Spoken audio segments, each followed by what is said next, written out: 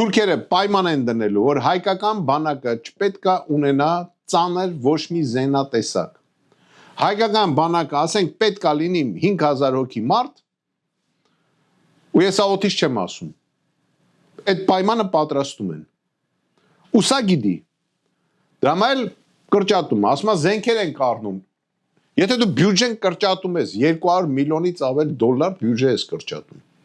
Այն դեպքում, որ Ադրբեջանը 90 միլիոնով առանց այդ էլ մի քանի անգամ մեր բյուջեից ավելացնում է։ Դու 200 միլիոն կրճատում ես։ Այդ ո՞նց է զարգացնելու այդ բանակը։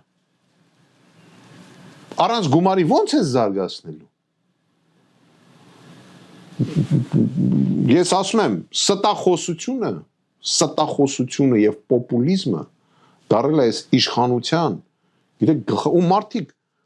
ուզում են հավատան, գիտեք, մեր ժողովրդի մեջ բան կա, չէ՞, մեծ մարդուն հավատալ։ Բայց ենք ժուրնալիստ, դեղին ժուրնալիստներ են, պորնո կինոների նկարահանվողներ են, տրուսիկ ծախողներ են ժամանակին եղել։ Այսօր իրանք երգիր են ղեկավարում։